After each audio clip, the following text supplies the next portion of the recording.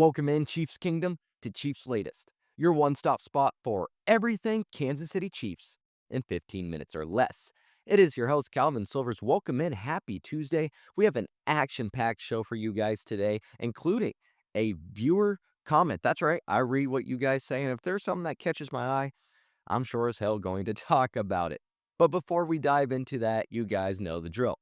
If you haven't joined the Chiefs Latest family, seriously, what are you waiting for? Come on over, be a part of the family, hit that subscribe button, and also turn on those notifications. Now, you might be asking yourself, Calvin, why should I do that? Well, I'll tell you why. Because we have daily, that's right, daily videos here at Chiefs Latest, Monday through Friday. You don't want to miss any of the news, rumors, or actions regarding this team. So seriously, I mean it. Get in the Christmas spirit, y'all. Come join the Chiefs Latest family, hit that subscribe button, turn on those notifications as it not only helps me in the channel, but it's going to help you stay up to date with everything Kansas City Chiefs. Now, we spent all of yesterday grilling into the defense, so we're going to flip the script here. And on this episode, and in this particular segment, we're going to focus on the defense and talk about what do they have to do the rest of the season to keep us afloat. Well, first and foremost, the offense needs to feed Rashee Rice all game, not just the late third quarter, fourth quarter, not when we're down a touchdown and need a crucial score. No, we need to get him involved all game, make him a true wide receiver one. I mean, give him the slants, the glances, the digs, the good stuff that turns into chunk plays. We know what he can do with his yards after the catch, or yak as they like to call it. And we're actually pretty decent at quick game between the 20s. You want to know what the problem is? We never make anyone pay deep for sitting on it. The run game, it's been better lately, especially the past 2 weeks. Now, that is as long as we don't get away from it when there's a negative play. You got to stick with what's working long term. Again, the Chiefs have this thing, a negative play with Kareem Hunt, then they go 3, 4, 5 passes in a row. You don't need to get away from it completely with one bad thing. And with the O-line now looking like a mess with those injuries, we're not able to get cute right now either. So running the football is crucial. It keeps Mahomes upright, limits the amount of times he gets hit. It's going to shorten the third downs. It's not going to let us get behind the chains. It's just going to make Mahomes' life easier, the offense's life easier.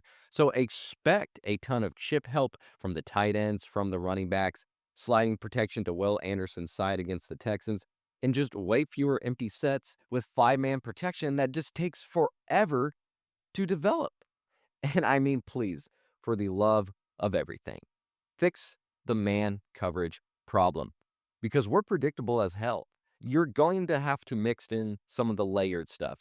Go deep overs with clear outs, slot fades, whips, bunch formations. I don't really care. Just something to keep these defensive backs guessing. What are we doing? We all know. Everyone knows it. We've been talking about it the past couple weeks. The Chiefs have no clever man beaters. So getting Rice involved all game, having a committed run game, and just smarter man beaters are the only way, I think, for this offense to still be a lifeline for this team and for a push to the playoffs. All right, I'll try to refrain now from just strictly talking about the offense and the defense like I have been. So let's go ahead. Let's turn to a viewer comment here. This one caught my eye. It's from GLO-02K. He says, quote, I don't blame Spags at all. Look what he has to work with. We can't even get home on a blitz, end quote. And I got to say, man, I'm 100% with you. Spags has been masking not only the secondary, what it can truly do, but working with a non-existent pass rush that's been all year. And somehow he's not letting teams score mass amount of points on us. That is a very good thing here. If anyone's seat should be warm, it's either Nagy or Tobe, not Spags. Now, depending on how this season ends, one or both of those guys, they may need to go. I think they'll likely go. He also said, quote, Connor and Watson and Fulton should not be on the team next year. Maybe Connor as a backup safety, but the other two can go, end quote. Now, I mostly agree here. It would be hard to let all three go. I get that. I mean, Fulton, he's already a healthy scratch most weeks. And when he does play, the rare times he does, he looks lost anyways. That's an easy goodbye. Get him out of KC. Watson, I'll give a little more rope, but Connor, I'm not sure I even want him back at a backup safety, like you said. He's not bad in that position, when he has to move into a corner position or anything else, it's not as pretty. He started all 12 games, 87 tackles, one measly pass deflection, and 0 picks. Coverage grades 47 out of 93 safeties, 141.1 passer rating allowed, 13.8 yards per catch, second most receptions given up in the league at 40 for 553 yards and 3 touchdowns. Not only that, 4 of the last 5 games, he's coughed up at least 48 receiving yards. So GLO-02K, I have to say, I agree with you.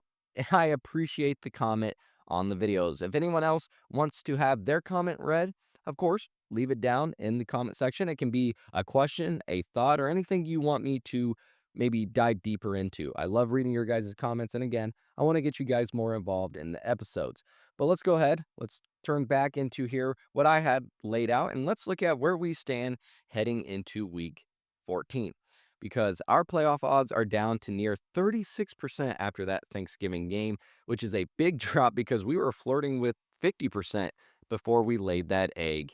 Sadly, in Dallas, it's truly tough watch. You beat Houston this week, and we're right back around that 50-51%. Lose, and it's single digits. It's close to 7% chance to make the playoffs once the math shakes out. So we're effectively 3 games behind the Bills, Jags, and Chargers because we already lost those heads-to-heads against those teams. So yeah, those tiebreakers are going to be brutal down this stretch. So the rooting guide for this week, you want the Jags over the Colts. You want to keep Indianapolis away from running with the AFC South. You want the Bengals over the Bills. You just want to keep Buffalo back in the pack. You want to drag them down a little bit. And you want the Eagles over the Chargers on Monday night. As LA, they're 8-4 with that tiebreaker over us. If we handle Houston and all 3 of those hit, the simulators push us back near 60%, making the playoffs heading into week 15. That's right, 60%. The next 2 games, too, are at Arrowhead. So basically, the whole season, really in a nutshell, comes down to these next 2 weeks. Houston's won 4 straight, including beating the Jags, Bills, and Colts in that span. So that's either teams that are ahead of us or considered good AFC teams. They're hot, and they're coming with some vengeance into Arrowhead. However, we play like a completely, and I mean completely different squad at home.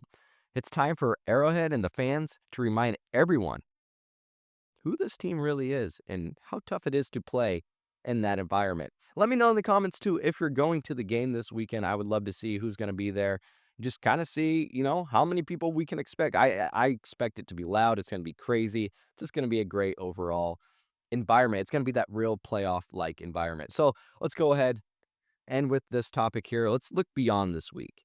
Because the dream scenario would be that the Jags take the AFC South with 11 or more wins, while the Colts and the Texans, they both finished 10-7 or worse if possible. Now, of course, we all know we lost to Jacksonville, a game we should not have lost, but we beat Indianapolis, and if Sunday goes right and we beat the Colts, that lets Jacksonville sit pretty at the 3 seed while we leapfrog the other 2 on tiebreakers. Jags still had the Colts twice, the Jets, the Titans, the Broncos. So we need them to at least split with Indianapolis and win 2 of the other 3 to hit that 11-6 mark. Colts, they have Seattle, then San Francisco on Monday night, at Houston, plus those 2 Jags games. So it's a very losable stretch. 10-7 or worse, it's absolutely in play. The Texans after us, Cardinals, Raiders at home, then at Chargers, and home versus the Colts. Beat them Sunday, and they're already at 6 losses with a decent shot with that lineup to at least pick up 7. So the bottom line, you want Jacksonville winning their division, and you want both Indianapolis and Houston sitting on 7+ losses. Went out to 11-6, and we should be in the clear. Go 4-1. You beat the Texans, Chargers, Titans, Raiders, and lose to Denver. And we're probably still in it. The Jags win the division. Again, that script needs to hold. The Chargers at 8-4 are the other monsters we've been talking about, as we probably need them to drop 3 of the last 5 because they own the tiebreaker right now. Their slate, Eagles, Monday Night Football, us at the Cowboys, Texans at Broncos. It's not easy. Plus, Herbert's headed for left-hand surgery, so there's some chaos potential there. Again, everything runs through Sunday. Beat Houston, grab the tiebreaker, and the path actually opens up a little bit. Lose, and we're begging for 3 teams to collapse. That's a little too much to be asking the football gods to help you with. Well, I appreciate you guys tuning into this episode of Cheifs Latest. It was a fun one. Again, I want to read your guys' comments. I will feature them on the show if they grab my attention. So let me know what you think about this Chiefs team, and let me know as well if you're going to the game this weekend. If you haven't already, what are you doing? Seriously, we're at the end of the episode. You might as well now hit that subscribe button and turn on those notifications. You are listening to Cheifs Latest. I am your host, Calvin Silvers. And until next time, have a good one.